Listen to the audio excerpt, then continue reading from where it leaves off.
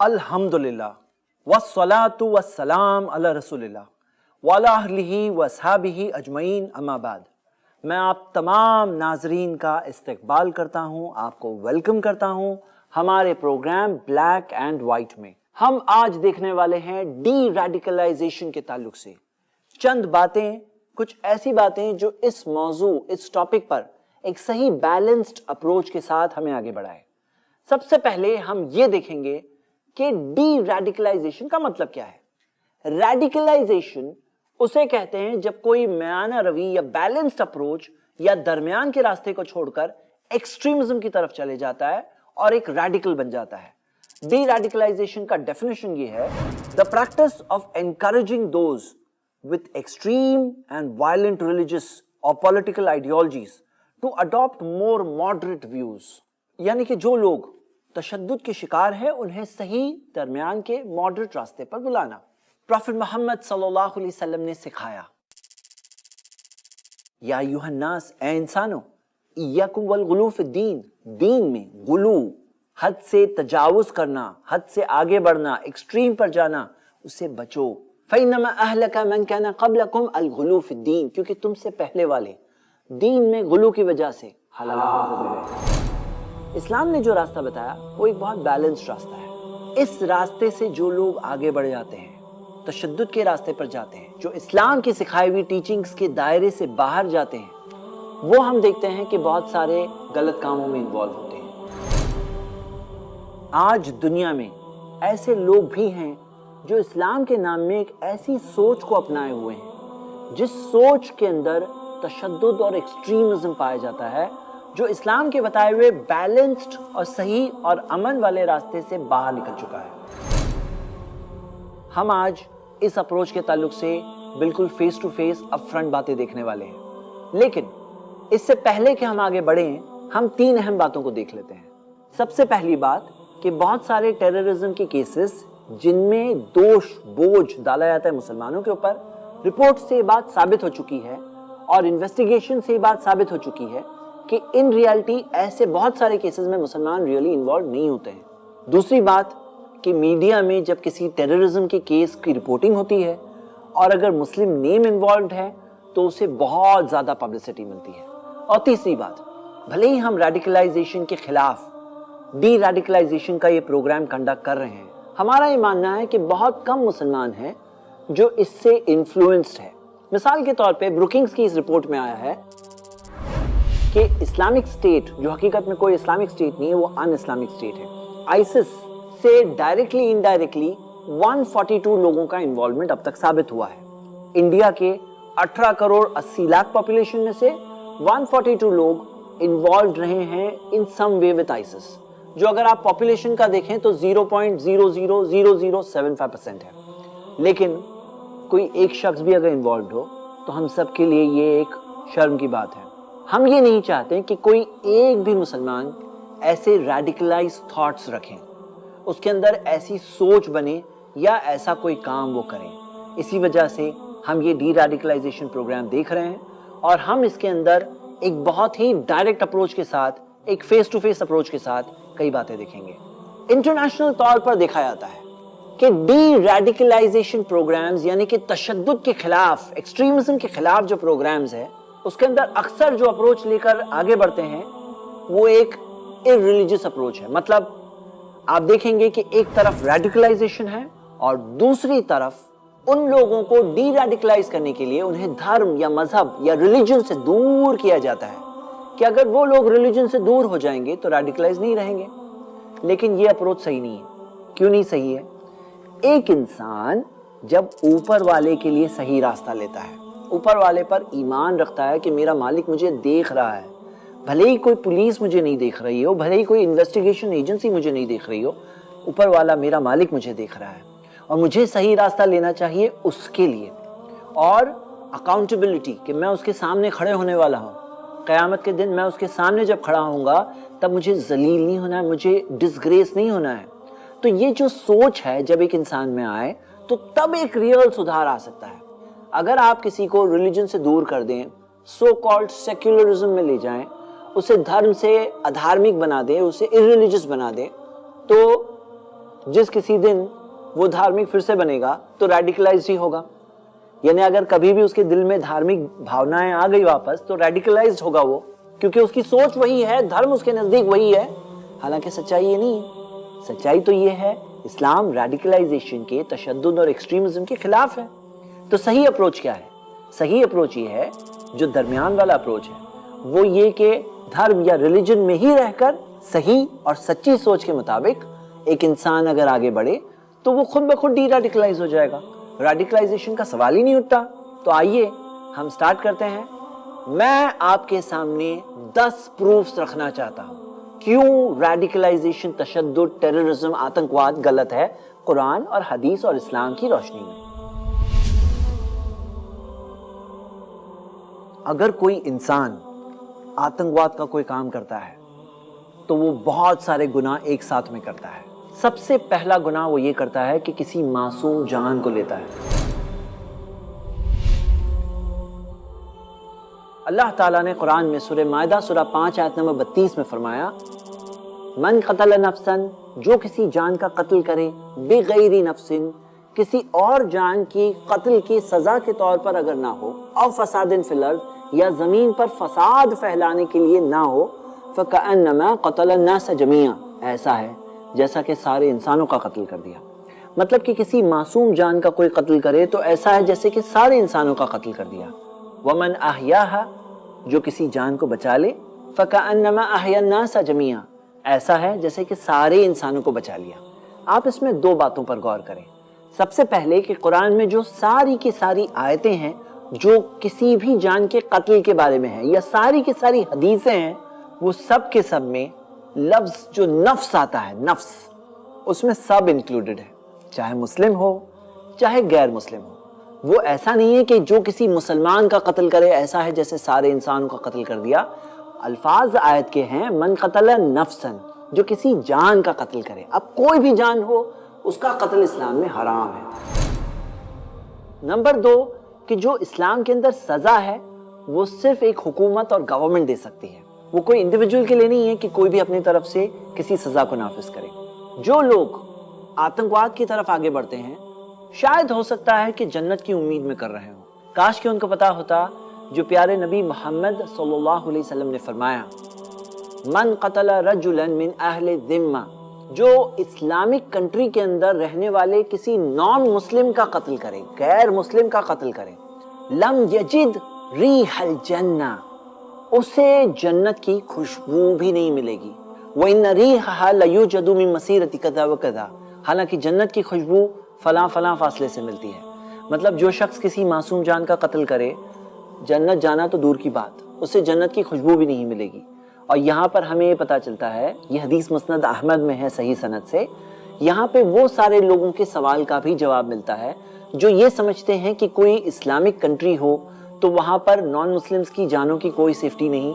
हम देखते हैं कि खुद मोहम्मद सल्लल्लाहु अलैहि वसल्लम ने अपने खुद के वर्ड से, अपनी ज़िंदगी की एग्जाम्पल से ये बात साबित की कि उनकी ज़िंदगी प्रिजर्व्ड है।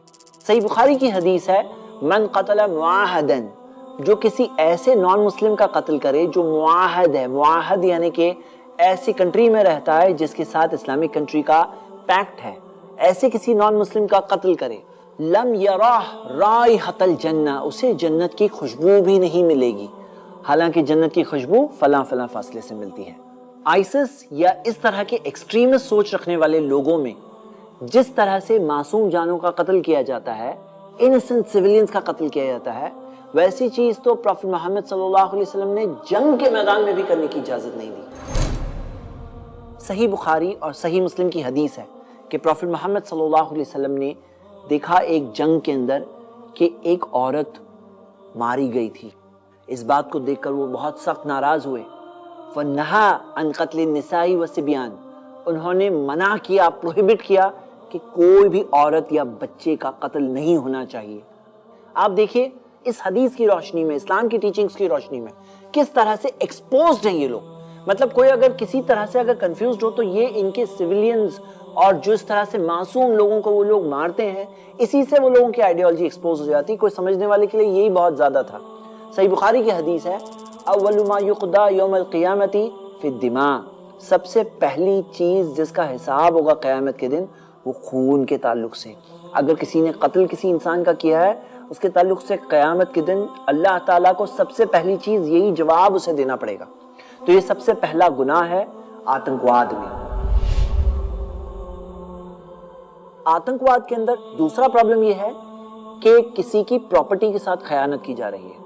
اسلام نے سکھایا ہے کہ لوگوں کی پراپرٹی کی حفاظت ہمیں کرنا چاہیے. حدیث ہے محمد صلی اللہ علیہ وسلم نے بتایا کہ ایک مومن، ایک ایمان والا، ایک بلیور کون ہوتا ہے؟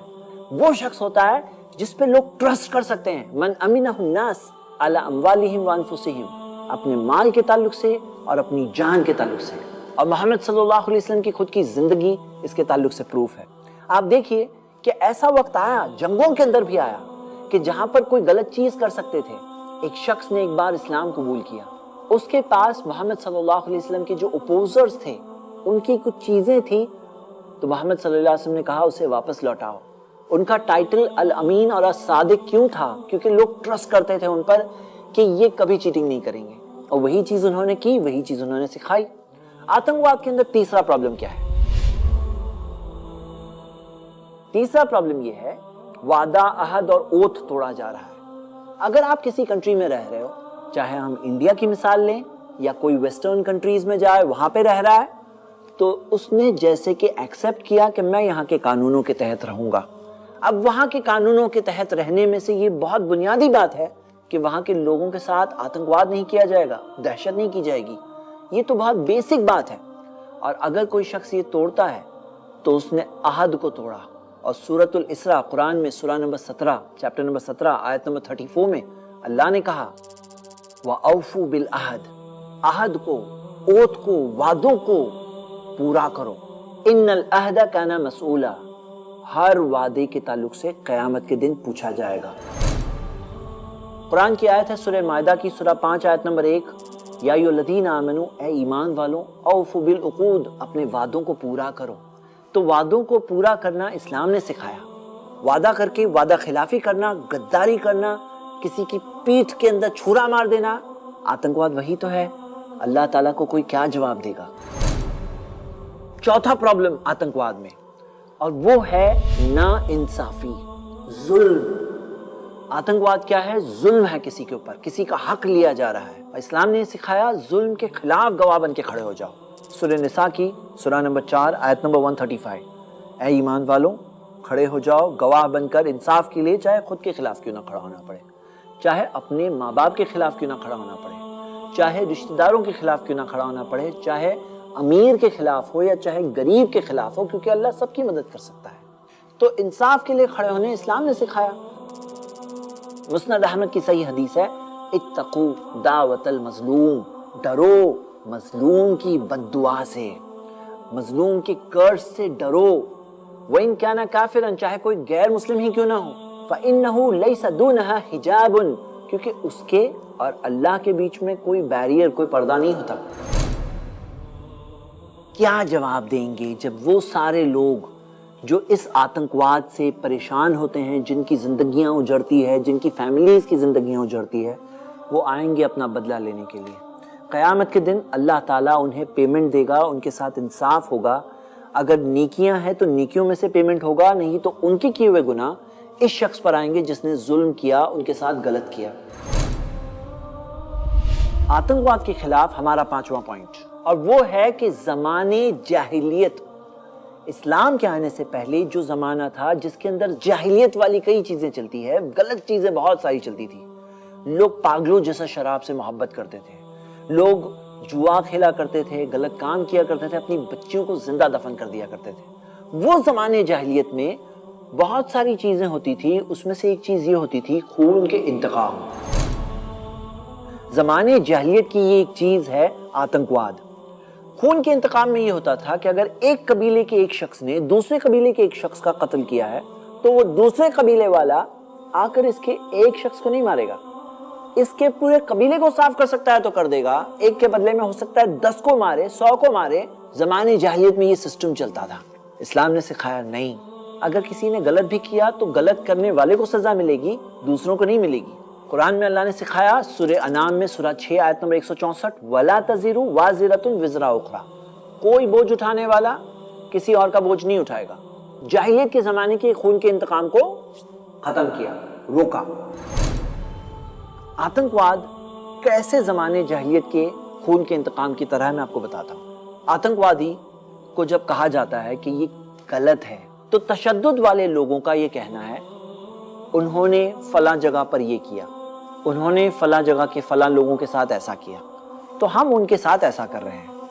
लेकिन सवाल ये है कि जो मुजरिम है वो मुजरिम के साथ आप कर रहे हो या दूसरे किसी और के साथ कर रहे हो? आप उसकी कौम के किसी और शख्स के साथ ये कर रहे हो, मुजरिम के साथ नहीं हो रहा है। और मुजरिम के साथ करने का आपको हक भी नहीं है, क्योंकि उसके अंदर भी एक ड्यू प्रोसेस ऑफ लॉ होता है, कानून का सिस्टम होता है, ट्रायल होता है, साबित किया जाता है, गवाहों को लाया जाता है, उसके बाद में जाके जुर्म साबित हो तो एक गवर्नमेंट वो चीज करेगी, इंडिविजुअल्स नहीं करते हैं। और यही है छठा गुनाह, कानून को अपने हाथ में लेना।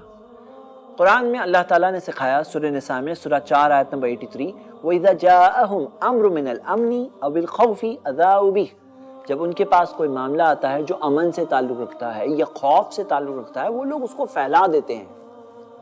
वलौ रद्दुहु इला रसूल, अगर रसूल की तरफ लौटा देते, व उलिल अम्रि मिनहुम, और उनमें जो इख्तियार वाले हैं उनकी तरफ रिफर करते, लअलिमहु लदीना यस्तंबितूनहु मिनहुम, उनमें जो नॉलेज वाले लोग हैं वो जानते हैं क्या करना है। मतलब इस्लाम ने कोई मैटर आए जो खौफ या अमन से ताल्लुक रखता है तो उसको फैलाने से भी मना किया, तो कानून को अपने हाथ में लेने की कोई इजाजत है? बिल्कुल नहीं है। इस्लाम ने ये सिखाया है कि उसे रिफर करो, जो अथॉरिटी में है उनकी तरफ रिफर करो, जो जानते हैं वो लोग उस चीज को करेंगे, जो आतंकवाद के बिल्कुल खिलाफ है। सातवां गुनाह, और शायद ये सबसे बड़ा गुनाह है आतंकवाद में, और वो ये है कि इस्लाम का इमेज खराब किया जाता है। इस्लाम के ताल्लुक से लोग बदजन होते हैं, इस्लाम के ताल्लुक से लोग नफरत करते हैं, मोहम्मद सल्लल्लाहु अलैहि वसल्लम के ताल्लुक से बदगुमान होते हैं, गलत ख्यालात उनके दिल में आते हैं। सब ये ऐसे चंद तशद्दुद वाले लोगों की वजह से। जब उस जमाने में लोग इस्लाम के बारे में सोचते थे तो उन्हें मोहम्मद सल्लल्लाहु अलैहि वसल्लम का मुस्कुराता हुआ चेहरा याद आता था। आज जब सोचते हैं इस्लाम के बारे में तो कई सारे लोगों को आईसिस की दहशतगर्दी याद आती है, गन याद आती है, वो सारे गलत काम याद आते हैं। तो सबसे बड़ी चीज, और क्या जवाब देंगे वो अल्लाह ताला को कि उन्होंने अल्लाह के दीन का नाम क्यों खराब किया, उन्होंने क्यों ऐसा रास्ता लिया। ये बहुत बड़ा गुनाह है, क्योंकि बहुत सारे लोगों को गुमराह करने में ये लोग जरिया बन रहे हैं जो ऐसे तशद्दुद के रास्ते पर चलते हैं। ये सातवां गुनाह है। आठवां गुनाह है कि मुसलमानों के लिए लोगों के दिलों में नफरत पैदा होती है और अलग अलग जगह पर इस्लामोफोबिया पैदा होता है ऐसे तशद्दुद वाले एक्शंस की वजह से। ये लोग तो चाहते ही ये है कि लोग नफरत करें इस्लाम से, मुसलमानों से, और बहुत सारे जुल्म वाले काम मुसलमानों के खिलाफ, बहुत सारे कानून, बहुत सारा एक्सट्रीमिज्म, काउंटर रेडिकलाइजेशन, ये खुद रेडिकलाइजेशन की वजह से आता है, ये तशद्दुद की वजह से आता है, क्योंकि तशद्दुद को देखकर उसके सामने दूसरा तशद्दुद पैदा होता है। तो ये चीज की वजह से सारे मुसलमानों को ये चंद रॉन्ग एलिमेंट्स के बोझ को उठाना पड़ता है। ये हो गया उनका आठवां गुनाह। क्या जवाब देंगे वो अल्लाह ताला को क़यामत के दिन कि उन्होंने सारे लोगों को क्यों इतनी तकलीफ पहुंचाई। नौवां गुनाह ये है जमीन पर फसाद फैलाना, जो इस्लाम के बिल्कुल बरखिलाफ है। कुरान में सूरह क़सस में सूरह 28 आयत नंबर 77 में अल्लाह ताला ने फरमाया, वला तबगिल फसाद फिल अर्द, जमीन में फसाद मत फैलाओ, मत चाहो, इन्नल्लाह ला युहिब्बुल मुफसिदीन, अल्लाह फसाद फैलाने वालों को पसंद नहीं करता। और कुरान में सूरह क़सस में सूरह नंबर 28 आयत नंबर 83 में फरमाया, तिलका दारुल आखिरतु, आखिरत का जो घर है, जो जन्नत है, नजअलुहा लिल्लज़ीना ला युरीदूना उलुवन फिल अर्द वला फसादा, अल्लाह ताला ने फरमाया है मैंने ये बनाया है उन लोगों के लिए जो जमीन में बड़ाई नहीं चाहते, जमीन में अपने आप को बढ़ाई नहीं चाहते, ना जमीन में फसाद चाहते हैं। तो फसाद फैलाने से कोई जन्नत नहीं मिलने वाली, उल्टा जन्नत ऐसे लोगों के लिए है ही नहीं जो फसाद चाहते हैं। जन्नत तो उन लोगों के लिए है जो फसाद यानी कि टेररिज्म के खिलाफ है। 10वां प्रॉब्लम आतंकवाद में है कि ऐसे वेस्टेड इंटरेस्ट जो चाहते हैं ऐसे लोग हों, बल्कि उल्टा अगर कोई शख्स हो ही ना जो तशद्दुद वाला हो तो वो तो चाहेंगे कि ऐसे कुछ लोग रहें ताकि उनके किए हुई ज्यादतियों के लिए یا ان کے کیے ہوئے ایکٹس آف اگریشن اور انویژنز وغیرہ کے لیے کوئی جسٹیفیکیشن رہے, مطلب کہ اس کا کوئی ایکسکیوز رہے, اسے کرنے کے لیے کوئی بات بتائی جا سکے کہ ہم اس لیے کر رہے ہیں, دیکھو یہ آتنکواد کے خلاف ہم اس لیے یہ کر رہے ہیں. تو ہم دیکھتے ہیں کہ یہ ویسٹڈ انٹرسٹ یوز کرتے ہیں ایسے آتنکوادیوں کو, ایسے ایکسٹریمسٹ کو, ایسے ریڈیکلائز لوگوں کو, ایسے تشدد والے لوگوں کو یوز کیا جا رہا ہے, انہیں احساس بھی شاید نہیں ہو. آئیے اب ہم کچھ سوالوں کے جواب دیکھتے ہیں. سب سے پہلا سوال, جو تشدد کے اندر انوالو ہو جاتے ہیں ان کی سوچ اس طرح سے ہوتی ہے, وہ کہتے ہیں دیکھو یہ لوگ کیا کر رہے ہیں, دیکھو فلاں جگہ پہ کیا ہوا, دیکھو فلاں جگہ پر کیا ہوا. اور خاص طور سے ایسی ویڈیوز جو پرٹیکولر جگہوں کی ہو, پرٹیکولر غلط کاموں کی ہو, وہ فیک ہو یا صحیح ہو, ایسی ویڈیوز کو یوز کیا جاتا ہے ایسے جذبات کو دل میں پیدا کرنے کے لیے, اور ریاکشن کے طور پر, نفرت کے طور پر. یہ نفرت سے نفرت آتی ہے لوگوں کے دلوں میں, اور کوئی ظلم یا کوئی غلط کام کو دیکھ کر لوگ اس تشدد اور ایکسٹریمزم کی طرف بڑھتے ہیں. اس کا جواب قرآن میں ہے. اللہ تعالیٰ نے فرمایا سورہ مائدہ میں, سورہ 5 آیت نمبر 8, وَلَا يَجْرِمَنَّكُمْ شَنْآنُ قَوْمٍ عَلَىٰ أَلَّا تَعْدِلُوا, کسی بھی قوم کی نفرت تمہیں اس طرف نہ آمادہ کرے کہ تم ان کے ساتھ انصاف نہ کرو. اعدلوا اقرب للتقویٰ, انصاف کرو, یہ تو تقوی کا تقاضا ہے, یہ تو تم اللہ سے ڈرتے ہو نا, اس کا ڈیمانڈ ہے, اللہ سے ڈرتے ہو, اس کا تقاضا ہے, یہ اس کے اندر یہ بات آتی ہے کہ تقوی ہے تو تم انصاف کرو گے. میں آپ کو 7 مثالیں دوں گا قرآن اور حدیث سے کہ محمد صلی اللہ علیہ وسلم کے زمانے میں کیا ہوا, انہوں نے کیا سکھایا. پہلی مثال, ان کے خود کے انکل چچا حمزہ رضی اللہ عنہ, انہیں احد کی جنگ میں مکہ کے جو مشرک تھے انہوں نے مارا, قتل کیا, اور صرف قتل نہیں کیا, میوٹیلیشن کیا, یعنی کہ ناک کان کاٹ دیے, باڈی کو کٹ کر کے اندر سے آرگنز کو کاٹا, اس طرح سے ڈسٹارٹ کیا. لیکن محمد صلی اللہ علیہ وسلم نے کیا سکھایا آپ کو پتا ہے؟ انہوں نے حرام کیا کہ چوری کی جائے یا باڈی کے پارٹس کو ڈسٹارٹ کیا جائے, میوٹیلیشن کیا جائے, چاہے وہ دشمن جو جنگ کے اندر مارا گیا ہے, لیکن اس کی باڈی کا ڈسٹارشن, میوٹیلیشن کرنا حرام ہے اسلام کے اندر. صحیح بخاری کی حدیث ہے. محمد صلی اللہ علیہ وسلم نے کئی لیٹرز بھیجے تھے اس وقت کے کئی بادشاہوں کے پاس, کنگز کے پاس. اس میں سے ایک لیٹر بھیجنے والے ہم کہیں گے انوائے آج کے زمانے میں, یا امبیسڈر جسے ہم کہہ سکتے ہیں. ایسے ہی ایک لیٹر کو لے جانے والے تھے حارث بن عمیر رضی اللہ عنہ.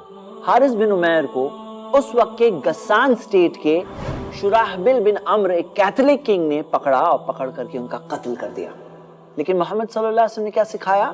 سنن ابو داؤد کی صحیح حدیث ہے, ان الرسل لا تقتل, انوائز, امبیسڈر, قاصد, جو میسج لانے والے ہیں ان کو قتل نہیں کیا جائے گا. تیسری مثال, اس وقت میں کوئی کنگڈم, کوئی بادشاہ اگر کوئی جگہ پر قبضہ کر لے تو وہاں پر ایسا انتقام لیتا کہ لوگ پیڑھی در پیڑھی یاد کرتے. اس طرح خون کے انتقام کا سسٹم چلتا تھا. لیکن ہم دیکھتے ہیں کہ محمد صلی اللہ علیہ وسلم اور ان کے کمپینینز نے جب مکہ کو کانکر کیا, پھر سے نبوت کے, پروفٹہڈ کے 21 سال کے بعد جب مکہ ان کے کنٹرول میں آیا, تو وہاں پر جا کر وہ سارے لوگ, وہ سارے ظالم جنہوں نے کئی سارے ان کے ساتھیوں کو کل کیا تھا, مرڈر کیا تھا, ٹارچر کیا تھا, زندگی مشکل کی تھی, جو جنگیں لڑنے آئے تھے, وہاں پر آ کر پورے شہر کو گھیر لیا تھا, جو جانی دشمن تھے, اب وہ سب سامنے تھے. جیسا انتقام لینا چاہتے لے لیتے. لیکن کیا کیا انہوں نے؟ ہم دیکھتے ہیں محمد صلی اللہ علیہ وسلم نے ان ساروں کے ساروں کو معاف کر دیا. چوتھی مثال, محمد صلی اللہ علیہ وسلم کی زندگی لینے کی, اسیسینیشن, قتل کرنے کی کئی کوششیں کی گئی. ایک بار محمد صلی اللہ علیہ وسلم جب ایک سفر سے واپس آ رہے تھے, صحیح بخاری کی حدیث ہے, ایک پیڑ کے نیچے آرام کر رہے تھے, اپنی تلوار کو اس پیڑ کے اوپر لٹکا دیا, اور ایک بدو نے آ کر اس تلوار کو نکال کر کے گردن کے سامنے رکھ کر کہا, محمد اب مجھ سے تمہیں کون بچائے گا؟ لیکن ان کا ایمان تھا اللہ پر. انہوں نے کہا مجھے اللہ بچائے گا. کسی وجہ سے یہ بات سن کر اس کے ہاتھ لڑکھڑا گئے اور وہ تلوار اس کے ہاتھ سے گر گئی. محمد صلی اللہ علیہ وسلم نے اس تلوار کو پکڑا اور اب اس کی طرف اشارہ کر کے کہا, اب تمہیں مجھ سے کون بچائے گا؟ اس نے کہا آپ بہتر غلبہ پانے والے بنے. عربوں میں ایک سسٹم تھا کہ اگر کوئی جنگ کے اندر لڑتے آخر میں کوئی لاسٹ میں جب بچنے کا کوئی راستہ نہیں ہے تب کوئی کہے جا چھوڑ دیا, تو یہ بہت ذلت کی بات سمجھی جاتی تھی, انسلٹ کی بات سمجھی جاتی تھی کہ ایسا کر کے مجھے چھوڑ دیا. تو وہ کہہ رہا ہے مجھے انسلٹ کر کے چھوڑ دو, کوئی بات نہیں. محمد صلی اللہ علیہ وسلم نے اس سے پوچھا کیا تم اسلام قبول کرنا چاہتے ہو؟ اس نے کہا نہیں، لیکن میں آپ کے خلاف نہیں لڑوں گا۔ محمد صلی اللہ علیہ وسلم نے کہا ٹھیک ہے جاؤ، چھوڑ دیا اسے۔ کیا آپ سوچ سکتے ہیں کہ کوئی ہیڈ آف اسٹیٹ کے اساسینیشن کا اٹیمپٹ کرے، جان لینے کی کوشش کرے اور اسے چھوڑ دیا جائے، آزاد چھوڑ دیا جائے، جاؤ؟ آپ دیکھیں گے کہ ایک یہودی عورت نے، ایک جوئش عورت نے محمد صلی اللہ علیہ وسلم کو پوائزن دیا تھا، جس پوائزن کا اثر اپنے لاسٹ وقت تک انہوں نے محسوس کیا، لیکن اس یہودی عورت کے ساتھ انتقام یا بدلہ نہیں لیا گیا۔ کیا ایسا ہوتا ہے؟ کیا ماڈرن ہسٹری میں آپ ایسی کوئی مثال سوچ سکتے ہیں؟ پانچویں مثال، جو دشمن محمد صلی اللہ علیہ وسلم اور ان کے ساتھیوں کے خون کے پیاسے تھے، جو ظلم، زیادتی، ٹارچر وغیرہ کیا کرتے تھے، محمد صلی اللہ علیہ وسلم ان کے لیے اللہ سے دعا کرتے تھے۔ ایسا ہی ایک دشمن تھا ابو جہل، جس کے ہاتھ خون سے رنگے ہوئے تھے، لیکن محمد صلی اللہ علیہ وسلم اس کے لیے خاص دعا کرتے تھے۔ چھٹی مثال، محمد صلی اللہ علیہ وسلم نے جنگ کے اندر کیا سکھایا؟ وہ وقت کا کلچر کیا تھا کہ کسی کو مت چھوڑو، انہوں نے کیا سکھایا؟ نہا عن قتل النساء والصبیان، کہ عورتوں اور بچوں کا قتل نہیں کیا جائے گا۔ اور ایک لاسٹ ساتویں مثال، جو لوگوں نے انہیں گالیاں دی، برا کہا، لیکن اسلام نے یہ سکھایا اور محمد صلی اللہ علیہ وسلم نے یہی سکھایا، اس پر ایکشن عمل کیا۔ قرآن کی آیت ہے سورہ ہجر، سورہ نمبر 15، آیت نمبر 94-95، فَاصْدَعْ بِمَا تُؤْمَرْ، جو آپ کو حکم دیا گیا ہے وہ آپ ڈکلیئر کر دو۔ وَأَعْرِضْ عَنِ الْمُشْرِكِينَ، اور ان مشرکوں سے اعراض کرو، مطلب اگنور کرو، ان کو اوور لک کرو، چھوڑ دو ان کو۔ اِنَّا كَفَيْنَاكَ الْمُسْتَهْزِئِينَ، آپ کا مذاق اڑانے والوں کے لیے اللہ ہی کافی ہے۔ اسلام نے یہ سکھایا اور محمد صلی اللہ علیہ وسلم نے اس پر عمل کیا۔ ہم وہی نبی کے فالوورز ہیں۔ آج اگر کوئی غلط کرتا ہے تو اس کے کام اس کے ساتھ ہے، لیکن ہمارے پاس اپنے دیے ہوئے سٹینڈرڈز ہیں جو اسلام نے ہمیں سکھایا، ہم اس پہ عمل کرتے ہیں۔ ہمارا یہ ماننا ہے کہ آسمان اور زمین کا کنٹرول اوپر والے اللہ کے ہاتھ میں ہے، کسی انسان کے ہاتھ میں نہیں ہے، اور جو سٹینڈرڈ اللہ نے اپنے آخری نبی محمد صلی اللہ علیہ وسلم کے ذریعے ہمیں بتا دیا، اسی چیز میں ہمارے لیے کامیابی ہے، دنیا کی بھی اور مرنے کے بعد کی زندگی، آخرت کی بھی۔ دوسرا سوال یہ اٹھایا جاتا ہے کہ اسلام نے جہاد سکھایا ہے۔ ہاں، اسلام نے جہاد سکھایا ہے، اس میں کوئی شک نہیں۔ میں وہ اپولوجیٹک اپروچ میں یہ نہیں کہوں گا نہیں جہاد نہیں سکھایا، جہاد سکھایا ہے، لیکن جہاد ہے کیا؟ کیا جہاد صرف ایک ہی ٹائپ کا ہوتا ہے یا جہاد الگ الگ ٹائپس کے ہوتے ہیں؟ تو ہم دیکھتے ہیں جہاد کی الگ الگ کیٹیگریز کئی سارے اسکالرز نے بتایا ہے قرآن اور حدیث کی روشنی میں۔ جہاد کی ایک کیٹیگری ہے جہاد النفس۔ ابن نجار کی حدیث ہے صحیح الجامع میں، اللہ کے رسول محمد صلی اللہ علیہ وسلم نے فرمایا افضل الجہاد ان یجاہد الرجل نفسہ وہواہ، سب سے زیادہ فضیلت والا جہاد، سب سے بیسٹ جہاد یہ ہے کہ کوئی شخص اپنے خود کے نفس، اپنے خود کی سول، اپنی خود کی خواہشات کے خلاف سٹرگل کرے، جہاد کرے، یہ جہاد ہے۔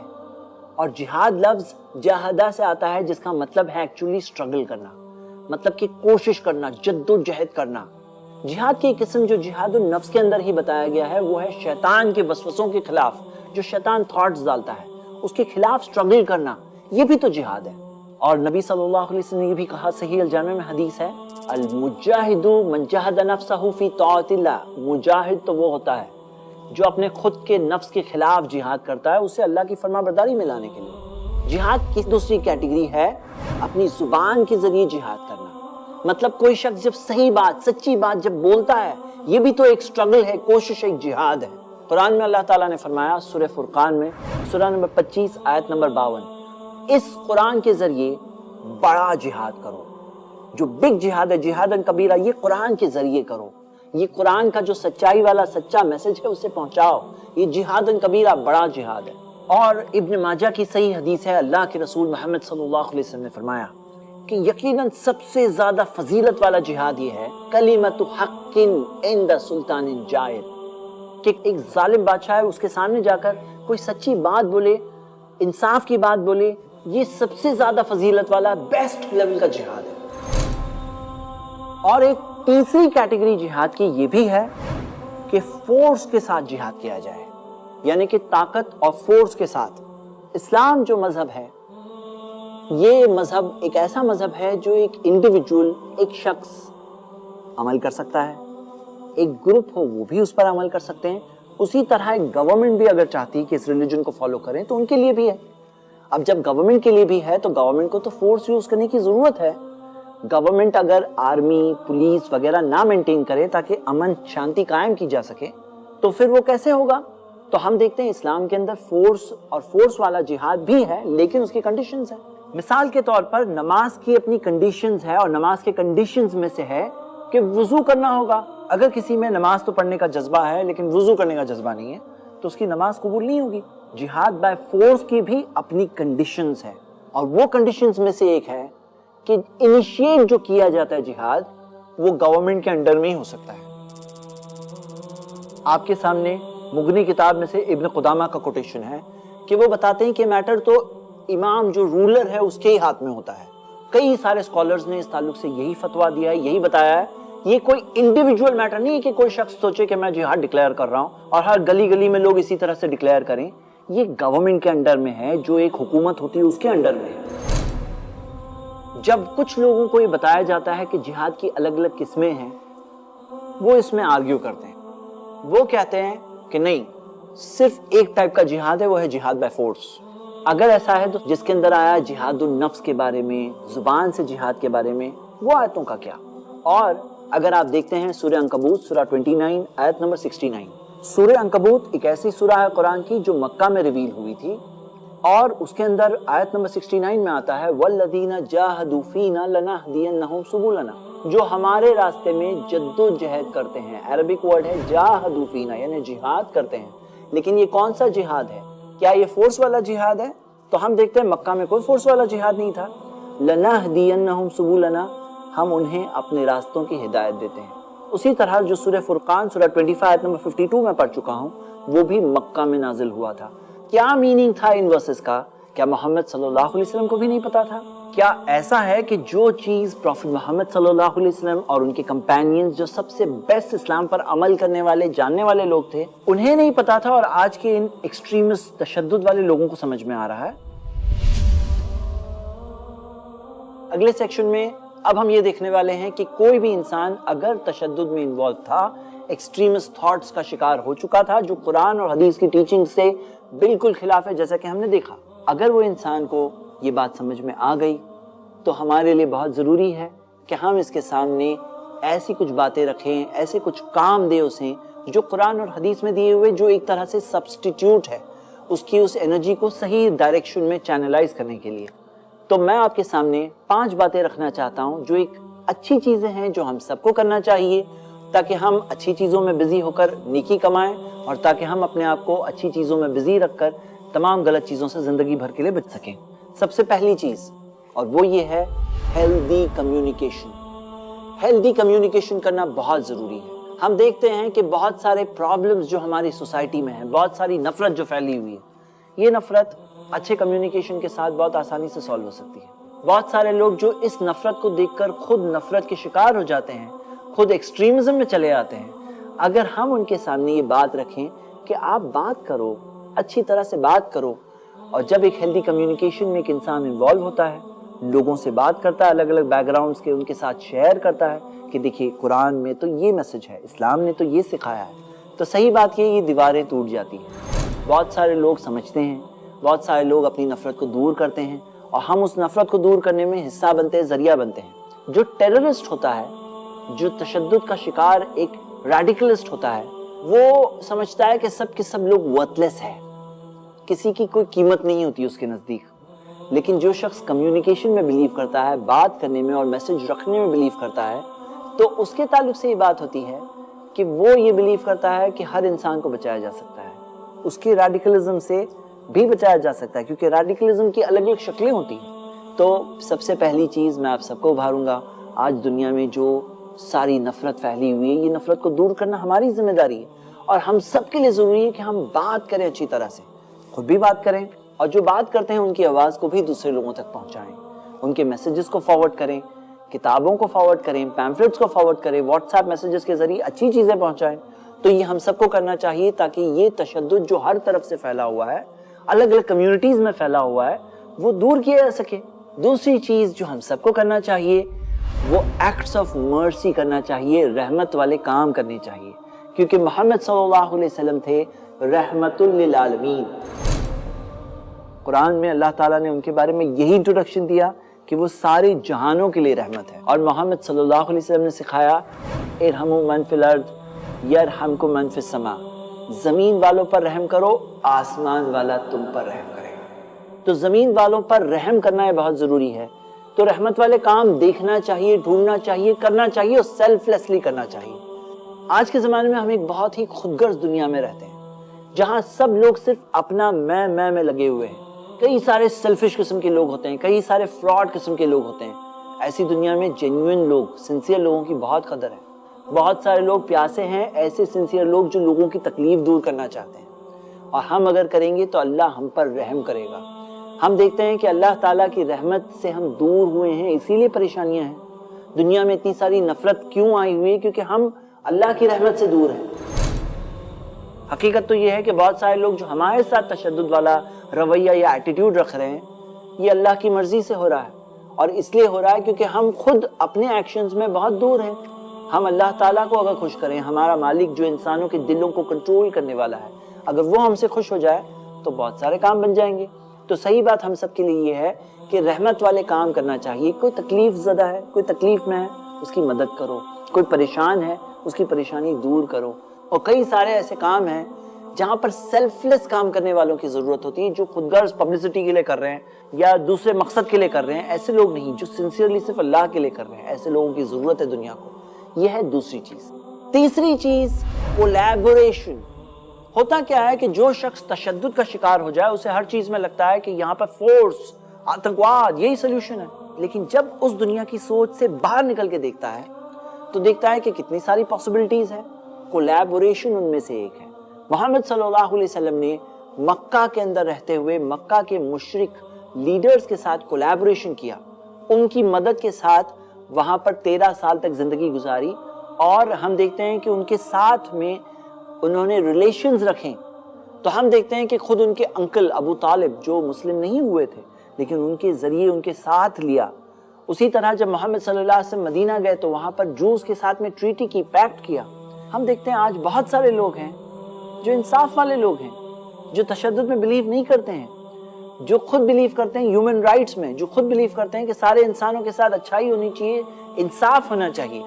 ہم ان کے ساتھ میں کولیبوریشن کر سکتے ہیں تاکہ جو ایکسٹریمسٹ قسم کے لوگ ہیں ان کے ساتھ بھی ہم بات کر کے ان کے ایکسٹریمزم کو دور کرنے کی کوشش کر سکیں۔ تو یہ ہو گیا تھرڈ پوائنٹ، وہ ہے کولیبوریشن، یعنی مل کر کے پرابلم سالو کرنا۔ چوتھی چیز پیشنس، صبر۔ صبر بھی تو کچھ ہے کہ نہیں ہے؟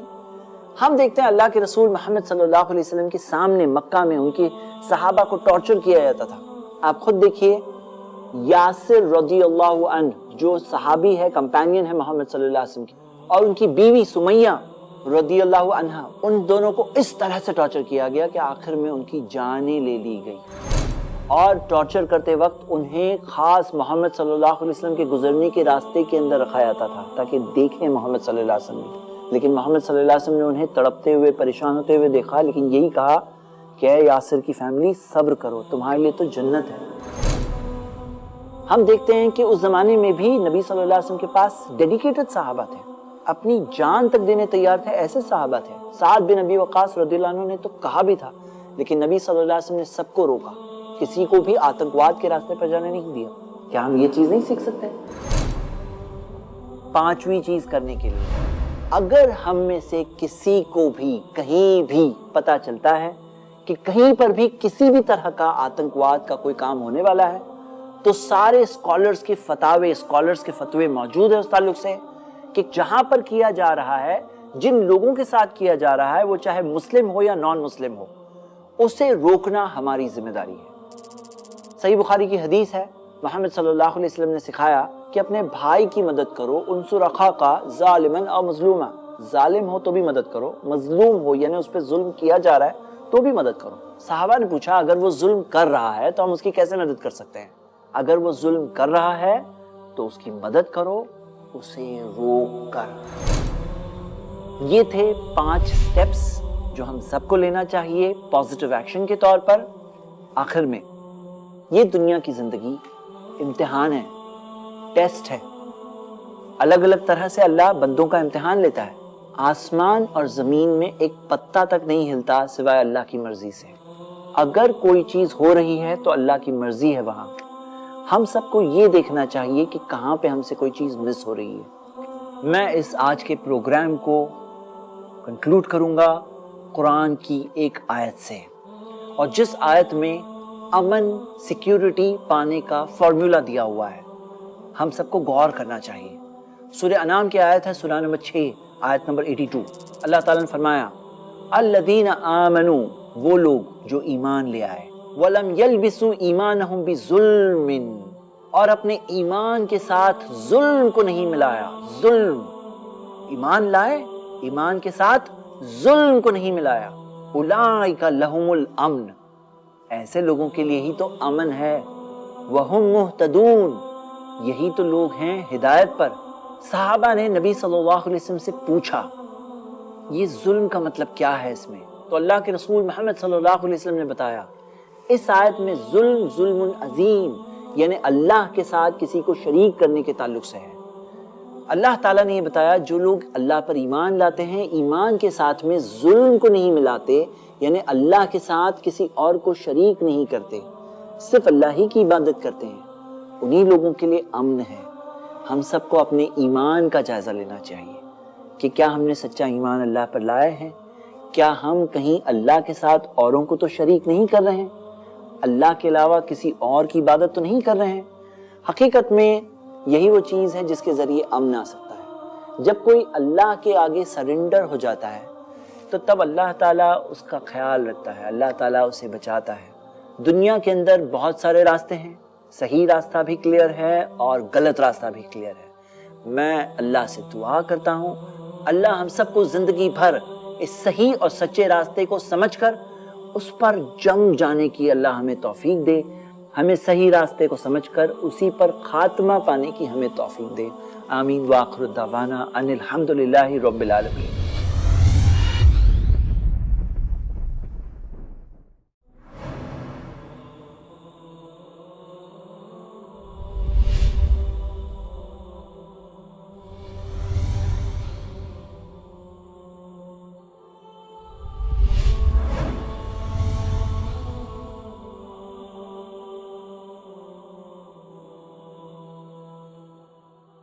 اللہ کے دین کی دعوت اور لوگوں تک پہنچانے کے لیے اس ویڈیو کو ضرور لائک, شیئر, کمنٹ اور سبسکرائب کریں. آپ کے اس چینل کو اور بہتر بنانے کے لیے آپ کا ساتھ ضروری ہے. صرف i+ TV پر بہتر زندگی کے لیے.